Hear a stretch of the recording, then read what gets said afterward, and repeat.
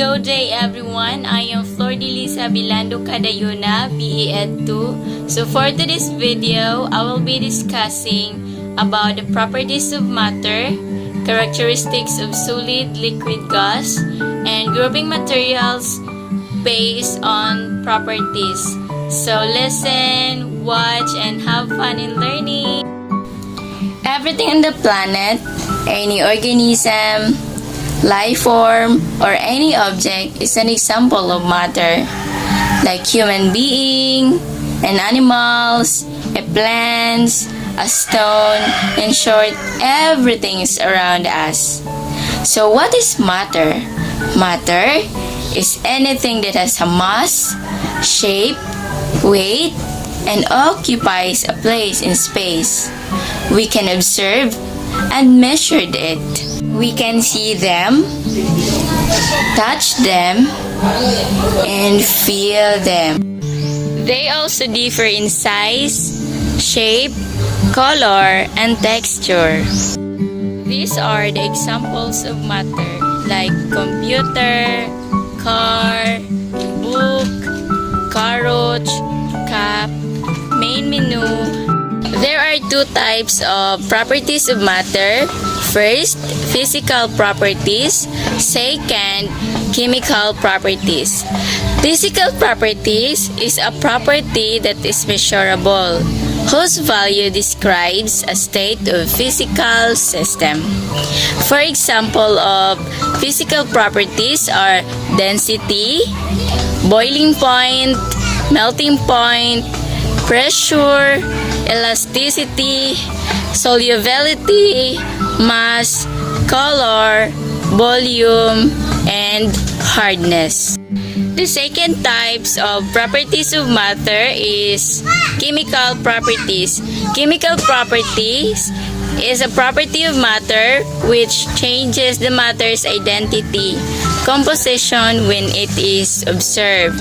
For example of chemical properties are flammability, oxidation states, chemical bonding, toxicity, and reactivity. And now, let's proceed to the three types of state of matter, which are solid, liquid, and gas.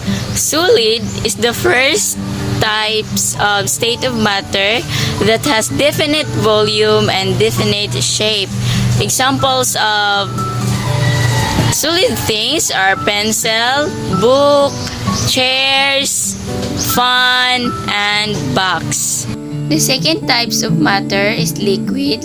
Liquid have an indefinite shape and definite volume. Examples of liquids are milk, juice, coffee, soy sauce, and water. The last but not the least is gas. Gas have indefinite shape and indefinite volume. Example of gases are air, wind, air in balloon, tire, balls, and steam coming from the boiling water. There are characteristics of solid, liquid, and gas. The characteristics of solids are: first, you can see; second, you can touch; third, have definite shape. So always remember that solid things are you can see, you can touch, and have definite shape. Characteristics of liquids are: first, you can see; second, you can touch; third, no definite shape; fourth, it flows. So remember that liquid things are you can see, you can touch, but you can't hold or put it in our hands. Third, no definite shape because it follows the shape of the container. Fourth, liquid things are flows. And now, let's proceed to the characteristics of gas. Characteristics of gas are: first, you cannot see; second, you cannot touch or hold; third, no definite shape; fourth, you can feel. So always remember that gases are things that you cannot see, you cannot hold or touch, no definite shape, but you can feel. And now let's proceed to our second topic in lesson 2, which is grouping materials based on properties. So there is variation in everything around us, like car, bicycles, chairs, buildings, and furniture. Everything has different appearance and texture. And also, everything around us is made from different materials. It could be metal, glass, plastic, cotton, paper, wood, or mud. Examples are: chairs are made of wood, glass are made of plastic, pencils are made of wood and lead, pen are made of plastic, shirt and pants are made of fabric, walls and floor are made of mud and cement. Object can be grouped on the basis of the following properties. First, appearance. As we look at around, objects are very different look from each other. The nature of materials from which they are made differ from each other. For example, rubber appears very different from wood. Metals like copper, silver, gold, and aluminum have a common property, which is they shine if it exposed in the sun, while wood and rubber have also a common property because they do not shine. So, there are two types of shining property. First, lustrous materials. Second, non-lustrous materials. Lustrous materials are the materials or objects that shine. Just for example, gold, silver, and aluminum. Non-lustrous materials are materials or objects that do not shine. Just for example, pencil, iron nail, copper wire, and etc. The second properties of materials is texture. We can identify an objects by touching them because of their texture.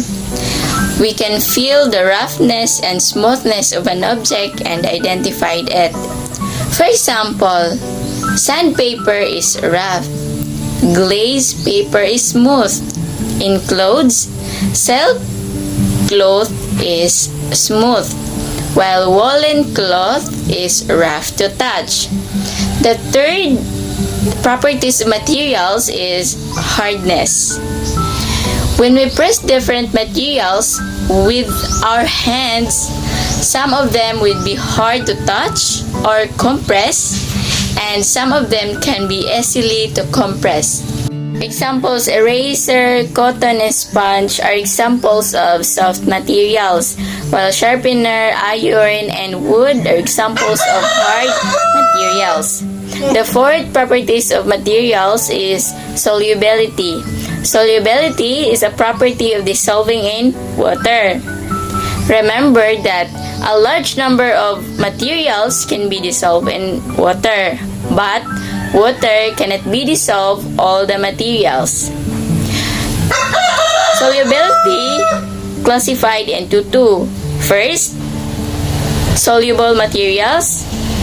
Second, insoluble materials. Soluble materials are the materials which dissolve in water. For example, salt and sugar. While insoluble materials are materials do not dissolve in water. For example, stone and sand. In the other hand, there are bases of solubility which is in liquid to liquid. In liquid materials are classified into two: immiscible and miscible. Immiscible are liquid which do not mix with each other. For example, oil does not mix with water. Another example, gasoline also does not mix with water. While miscible are liquids which mix with each other. For example, ink, milk, and Milo with water. The fifth properties of materials is density. Density means is the ability to float or sink in the water. Floating materials means are the materials that will float in the surface of the water. For example, paper, wood, and plastic. Sinking materials are the materials that will sink in the water. For example, stone, metal spoon, and eraser. The sixth properties of materials is transparency.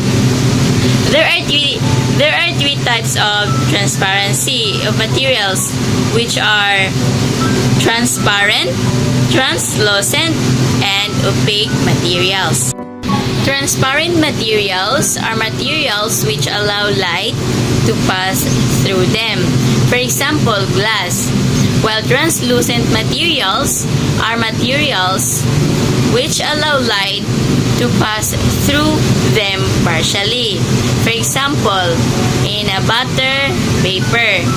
While opaque materials are materials which do not allow light to pass through them. For example, book and wood. And now let's proceed to the classifying of materials based on the ability to absorb water and undergo decay. One way to classifying of materials is by categorizing their abilities to absorb water and undergo decay. The ability to absorb water is called porosity, and the materials that can absorb water are called porous materials. Absorb means to take in something such as liquid in a natural way, in a natural or gradual way. Porous materials are materials that absorb water and have a small holes that allow air or liquid to pass through. Examples of porous materials that made of cotton are cotton buds, coffee filter, floor mop, cotton wool, and thread.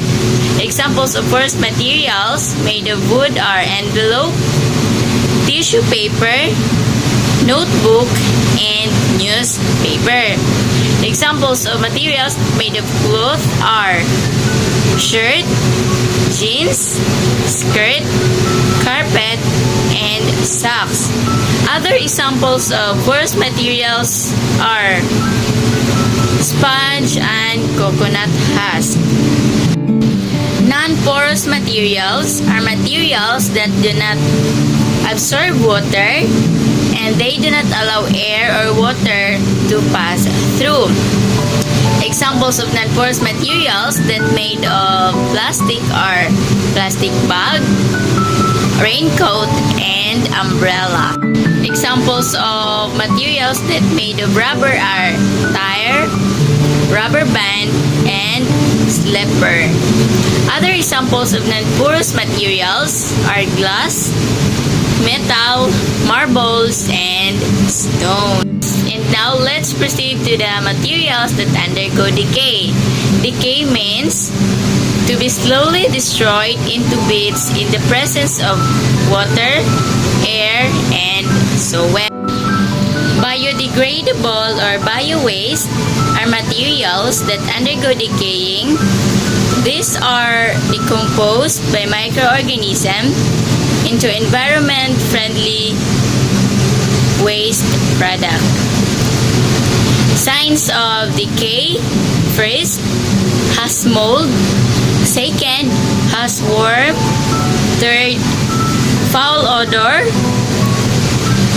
fourth, bubbles are forming; fifth, bulging canned goods.